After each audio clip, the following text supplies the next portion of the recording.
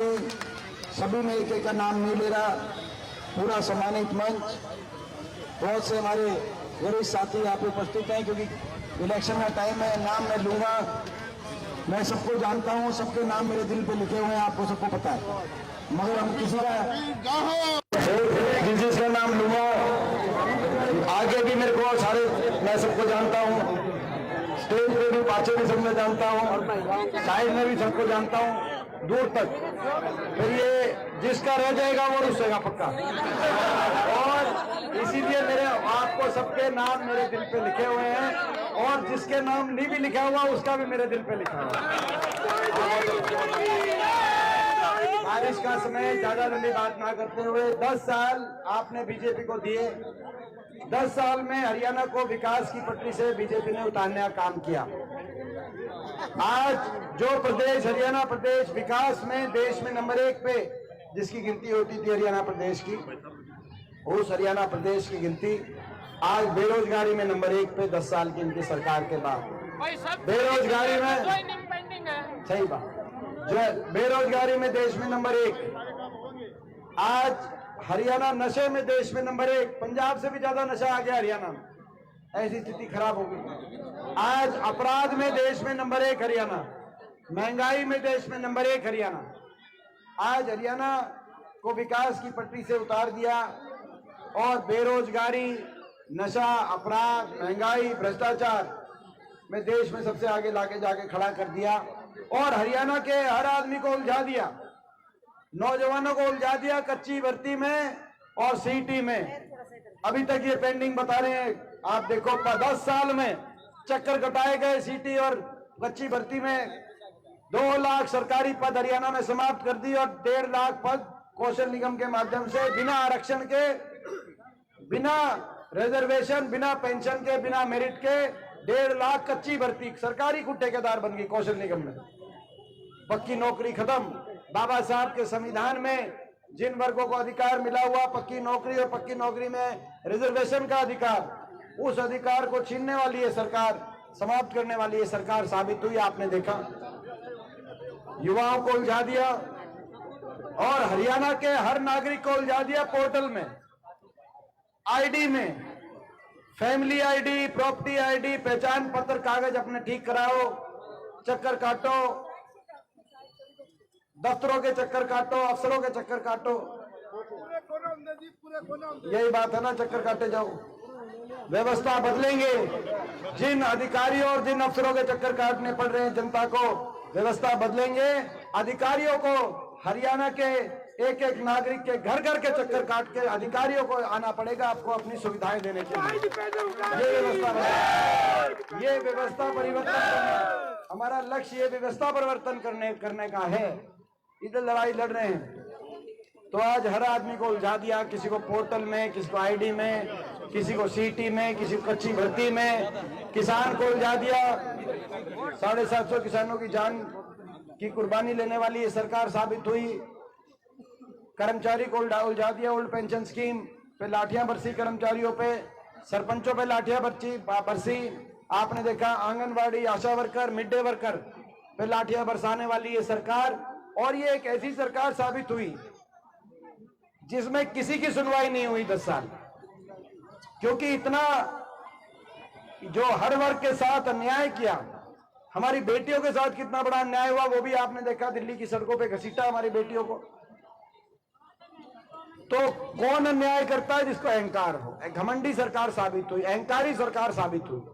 इतनी अहंकारी सरकार कि आपने देखा कि हरियाणा में लोगों में बदलाव की भावना और इस सरकार से इतना रोष लोगों के दिलों में आया। जब रोष ज्यादा हो गया, बीजेपी की खबर पहुंच गई दिल्ली में, तो लोकसभा चुनाव से 1 हफ्ते पहले क्या किया? अपना मुख्यमंत्री का चेहरा बदल दिया। आपने देखा, जिस सेनापति को आपने 10 साल से फौज की कमांड दे रखी थी, जब युद्ध का दिन आया और युद्ध का बिगुल बजा और युद्ध के सुबह का सूरज निकला कि अब फौज निकले युद्ध में, तो आपने कहा इस सेनापति को हटाओ, दूसरे को बिठाओ। यही हुआ। यानी कि 10 साल हरियाणा कितना नुकसान कर दिया होगा कि आपको बदलने की जरूरत पड़ी। मुख्यमंत्री बदला, अपना उप मुख्यमंत्री बदला और वो उप मुख्यमंत्री किसा था मैंने बताने की जरूरत नहीं। वो तो हरियाणा को 5 साल लूट के खा गए, हरियाणा को 5 साल लूट के खा गए। जब ये उप मुख्यमंत्री को बदला तो दुष्यंत चौटाला का बयान आया, बीजेपी के घोटालों के राज बताएंगे, और खट्टर साहब का बयान आया, दुष्यंत चौटाला के घोटालों की जांच कराएंगे। दोनों ने बेरा था भाई, मगर लूट के खा गए। बताओ ये बयान ना आए हो तो बताओ भाई। तो अब मुख्यमंत्री बदल दिया, उप मुख्यमंत्री बदल दिया, अपने प्रदेश अध्यक्ष को बदल दिया, धनखड़ साहब थे, प्रदेश अध्यक्ष को बदल दिया, अपनी पूरी कैबिनेट को बदल दिया, इलेक्शन की तारीख को बदल दी, तारीख पहले नजदीक करा दी, फिर भी बीजेपी की टेंशन कम नहीं हुई, आगे बढ़ा दी 1 हफ्ते। मगर मैं ये कहना चाहता हूं, बीजेपी की टेंशन कितना ही बदल दो, बीजेपी की टेंशन दूर होने का कोई रास्ता नहीं है। ये हरियाणा की जनता, सरकार ही बदलने का काम करेगी। हरियाणा में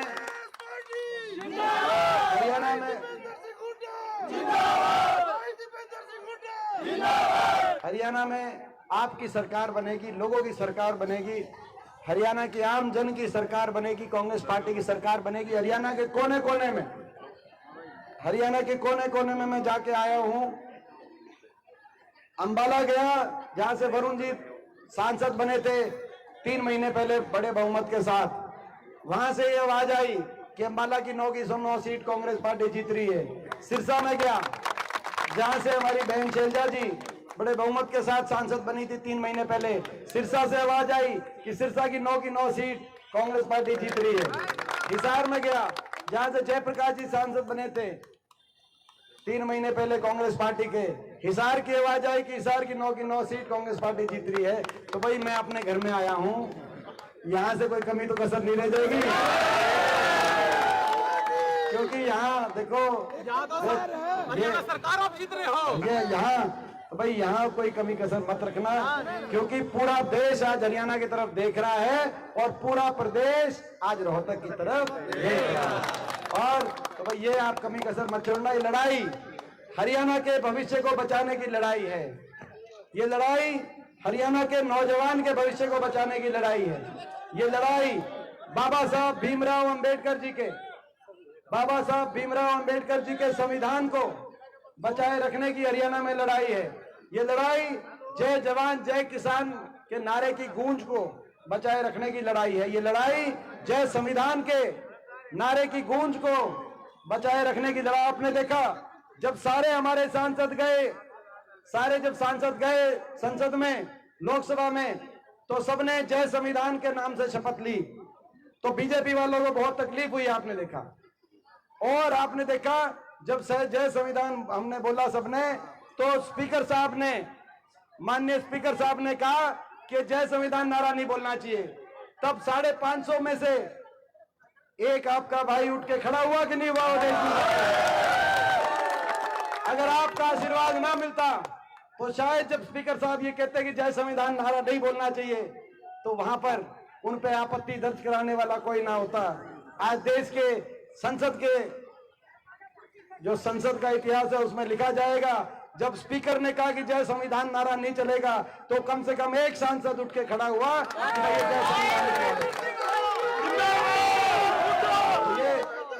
जय ये इस बात की। और भाई ये लड़ाई सुनो, और भाई ये लड़ाई हरियाणा को आगे लेके जाने की लड़ाई है, हर वर्ग पे हितैषी फैसले लेने की लड़ाई है। 1 महीने बाद आपकी सरकार बनेगी और सरकार बनते ही क्या करेंगे? बड़े बुजुर्गों की देश में सबसे ज्यादा 6000 बुढ़ापा पेंशन आ गया। वो जिस दिन का इंतजार कर रहे थे हमारे बड़े बुजुर्ग, कर रहे थे कि नहीं कर रहे थे? अरे तेरी पेंशन की तू अभी तो अभी करेंगे तो ये तो भाई बड़े बुजुर्गों ये अपने, मैं समझता हूँ दादाजी की पेंशन लेता है, दादाजी के इसके घना लाड है भाई, दादा का सर दादा। तो भाई बड़े बुजुर्गों की 6000 बुढ़ापा पेंशन करने का काम हम करेंगे। अपनी माताओं और बहनों के लिए आज एक बहुत बड़ी योजना लागू करी है दिल्ली से। कांग्रेस पार्टी की हिमाचल और कर्नाटक सरकार की तर्ज में हमारी माताओं और बहनों के लिए 21 साल से जो बड़ी माताएं बहनें हैं वो जो है 2000 रुपए की अलग से हम माताओं और बहनों के लिए, हर माता बहन के लिए हर महीने की, ताकि ये हम करना काम करेंगे। इसके साथ साथ भाई 500 रुपए गैस का सिलेंडर, 500 रुपए में गैस का सिलेंडर। आपने देखा होगा कि हमारा नारा था 500 रुपए में गैस का सिलेंडर, लोकसभा चुनाव में भी हम कह के गए थे। लेकिन बीच में बीजेपी की सरकार ने, नायब सिंह जी ने 1.5-2 महीने पहले कैबिनेट की बैठक बुला के फैसला किया कि हम भी 500 रुपए में सिलेंडर देंगे। बीजेपी वाले कहते थे कि ये जो है कांग्रेस वाले सब्सिडी दे रहे हैं गरीब आदमी को, और ये गलत है। फिर तुमने 500 क्यों किया सिलेंडर? और अगर 500 रुपए ठीक है तो 10 साल तक 1000 और 1100 रुपए सिलेंडर में रोटी क्यों पुआई? अब हमारी बात मान गए इलेक्शन आते ही, ये बात है ना जी, 1150 तक भी पहुंचा। तो भाई ये बीजेपी का, तो भाई ये 500 रुपए गए, हम गए 500 रुपए गैस का सिलेंडर, किसान को MSP गारंटी, कर्मचारी को ओल्ड पेंशन स्कीम, और हमारे बिजली उपभोक्ता को दिल्ली की सरकार और भाई चाहे हिमाचल की सरकार के तर्ज पर 300 यूनिट बिजली में राहत देने का काम करेगा। कितने बिजली के बिल आ रहे हैं, कितने बिजली के बिल आ रहे हैं अदानी जैसी कंपनियों को। अब मैं सारी बात क्या आपको पता है,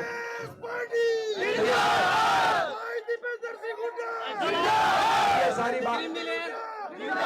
और हमारे OBC समाज के लिए क्रीमी लेयर, इन्होंने क्रीमी लेयर 6 लाख रखी, और अब क्या कि 8 लाख करेंगे। जब हमने कहा 10 लाख करेंगे तो कहा 8 लाख करेंगे, वो भी लागू नहीं करी। अगर 6 लाख ठीक थी तो अब आपने 8 लाख क्यों करी? और अगर हमारी 10 लाख की घोषणा ठीक है तो भाई हम उसको लागू करेंगे। अगले महीने बाद OBC समाज के लिए क्रीमी लेयर बढ़ाने का काम करेंगे। और ये जो ज्वाइनिंग वाला जो ये जो है कि बार बार कह रहे हैं, तो भाई ये देखो इन्होंने इतना उलझा दिया, भर्ती निकाल दी, भर्ती निकाल के लेकिन भर्ती नहीं करी। बोला भाई लोकसभा से पहले करेंगे, भर्ती नहीं करी। बोला लोकसभा के बाद करेंगे, नहीं करी। बोला भाई विधानसभा से पहले कर देंगे, नहीं करी। पेंडिंग पेंडिंग पेंडिंग भर्तियां चलाते रहे, और इलेक्शन कमीशन 7 तारीख पहले करा के बोला इलेक्शन कमीशन नहीं इजाजत दे रहा। सबको पता है ये इलेक्शन कमीशन 10 साल से ये किसके इशारे पे चलता है? इलेक्शन कमीशन किसके इशारे पे चलता है? और ये मैं कहना चाहता हूं सरकार से, आप सब जानते हैं, ये जनता है ये सब जानती है, इलेक्शन कमीशन से इजाजत लो, बच्चों की लिस्ट निकाल के ज्वाइनिंग कराओ, नहीं तो सरकार में आते ही हम ज्वाइनिंग इनको देने का काम करेंगे। ये हमारा है। तो भाई ये सारी बातें हैं। और भाई अपने, अच्छा, और भाई इसके साथ साथ अपने शहर में, अच्छा ये जो पोर्टल ID और ये जो सारी चीजें, ये पोर्टल और ID, ये जो सारी, खट्टर साहब का बयान आया कि टेक्नोलॉजी नहीं समझते। कांग्रेस वाले विरोध कर रहे हैं, हुड्डा साहब और दीपेंद्र टेक्नोलॉजी नहीं समझते। मैं बताना चाहता हूं खट्टर साहब की जानकारी में, मैं स्वयं सॉफ्टवेयर इंजीनियर रहा हूं, मैंने इन्फोसिस में काम किया, मैंने अमेरिका में भी काम किया है सॉफ्टवेयर इंजीनियर कई साल तक। और मैं जिस फील्ड का था, आप खट्टर साहब तसल्ली कर लो, उस फील्ड में मेरे को बहुत अच्छा माना गया है। मैं समझता हूं टेक्नोलॉजी का काम जनता को उनकी सहूलियत आसानी से मिल जाए, ये काम होता है टेक्नोलॉजी का। जनता का टेक्नोलॉजी का काम ये नहीं होता कि जनता की सहूलियत और जनता के बीच में दीवार बनाने का काम करो, ये टेक्नोलॉजी का काम नहीं होता। तो भाई ये जन विरोधी पोर्टल आइडिया ये जाएंगी और जनता के द्वार पर हर स्कीम का लाभ जनता के द्वार पर पहुंचाने का हम काम करेंगे। तो ये बातें हैं। और भाई ये बातें, और आखिरी बात भाई, जहां तक रोहतक की बात है, 10 साल से आपके दिल में भी दर्द है, मेरे दिल में भी दर्द है। बड़ी मेहनत से रोहतक को ऊपर उठाया था, बहुत रोहतक की चमक दूर तक पहुंचती थी। रोहतक की चमक विकास के मामले में जब रोहतक आगे गया तो दूर तक आप कहीं भी जाते थे हरियाणा के कोने में, तो भाई कहीं ना कहीं जो है भाई सबने भाई थोड़ा सा उस समय भाई अब क्या हालत हो गई उस रोहतक की, उस हमारे रोहतक की, जिसमें हुड्डा साहब के नेतृत्व में जब सरकार बनी तो हम सब ने मिलकर उस रोहतक पर विकास का पहिया जब घुमा था, पूरे देश और प्रदेश में नाम गया था। आज उस रोहतक की क्या हालत बनाई 10 साल के बाद, इनकी सरकार के बाद। पानी बता रहे थे, चार हमारे पपन गुड़िया बता रहे 4-4 घंटे पानी खड़ा रहता है यहाँ पर। 1.5 साल से दिल्ली रोड पार के गिर रहा है। 1.5 साल से दिल्ली रोड पार के गिर रहा है। 1.5 साल से दिल्ली रोड पार के देख के रखा है। उसका कुछ ना होता है। राजीव गांधी स्टेडियम का क्या बुरा हाल है वो बता रहे हैं। 15 दिन पानी चालू। आपने रोड बनाए होगा कि पीने का पानी नहीं आ रहा। लोकसभा इलेक्शन के बाद बिजली के बिल भी बढ़ा के दिए। बिजली के बिल भी बढ़ा दिए, सारे रोड पाट रहे हैं। क्या मतलब कुल मिलाकर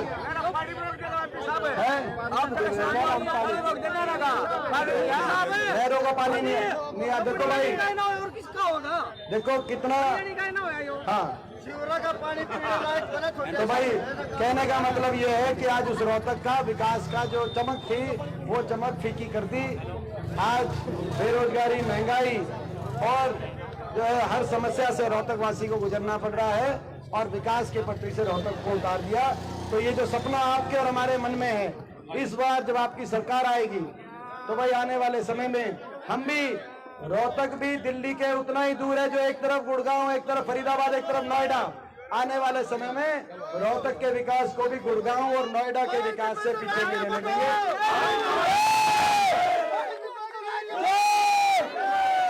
ये हमारी गुड़िया कुछ कह रही है। ये तो आपने सुना नहीं, शायद वही कह दिया। आपने सुना नहीं, स्पीच नहीं सुनी। हाँ, तो कह आपने सुनी नहीं बहन जी।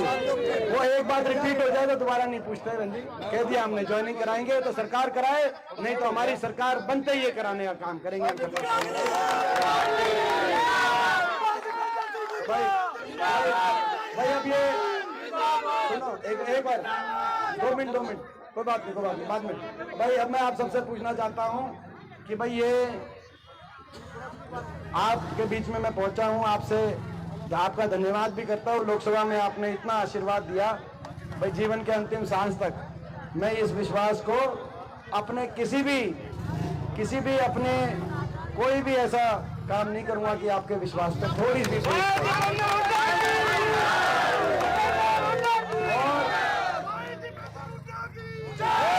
भाई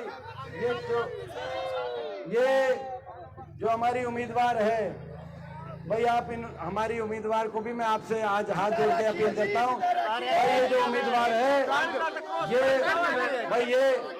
ये जो हमारी उम्मीदवार है, भाई ये बहुत ही वजनदार उम्मीदवार है। मतलब राजनीतिक वजन की बात कर रहा हूँ मैं, मगर राजनीतिक वजन इनका और बढ़ा दो भाई।